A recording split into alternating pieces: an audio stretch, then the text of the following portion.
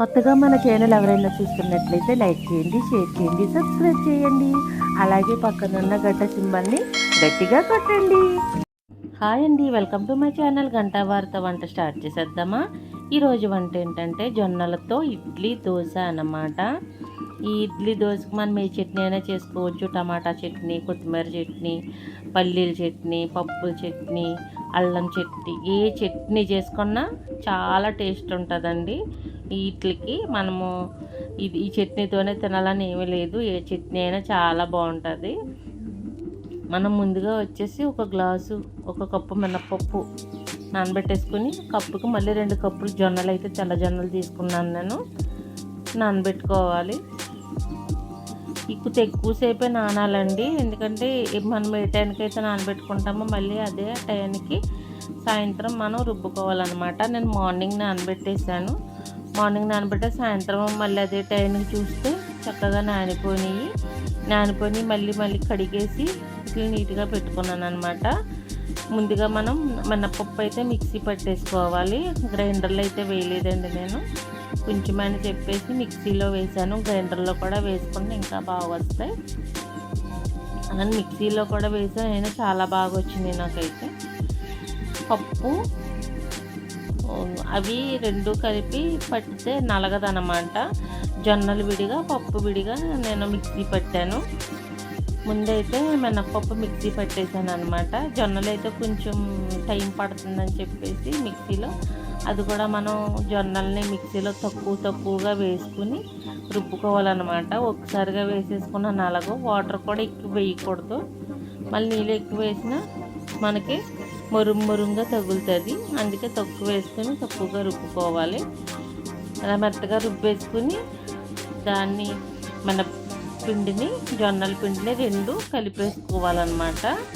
2 కలిపేసుకుని దీన్ని మనం ఎంత కావాలో అంత తీసి ఒక గిన్నెలో తీసుకుని మనం నైట్ అంతా బయట పులవబెట్టుకోవాలి. చల్లనప్పుడు చక్కగా పొంగుతూ ఉంటుంది అన్నమాట పిండి. అందుకే అంతా పెట్టుకున్నా పాడైపోద్దని చెప్పేసి మనకు కావాల్సినంత తీసి నేను పెట్టాను. కొద్దిగా తీసి పెట్టాను అన్నమాట. అలా ఒక గిన్నెలో తీసేసుకుని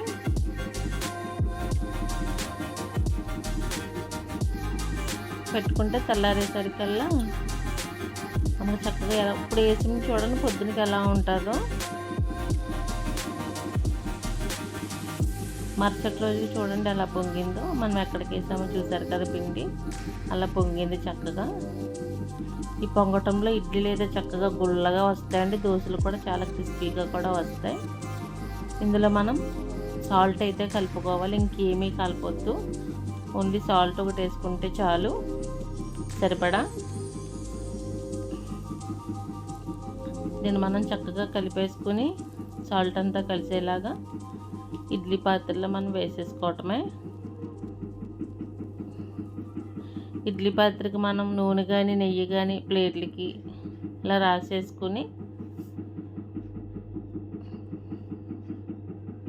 ఎన్ని కావాలంటే అన్ని ఇడ్లీలు మనం వేసుకోవచ్చు.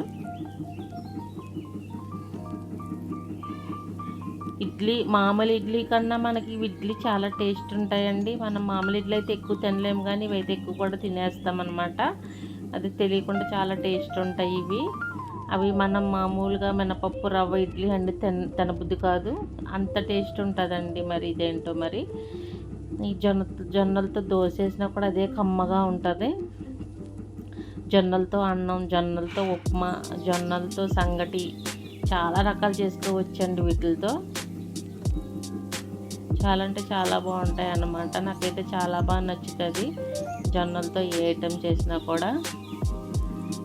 ఇడ్లీలు మనం ఇలా వేసేసుకుని ఇడ్లీ పాత్రలో కొంచెం నీళ్ళు వేసుకుని ఇడ్లీ గిన్నెలు అయితే అందులో పెట్టేసుకోవాలన్నమాట.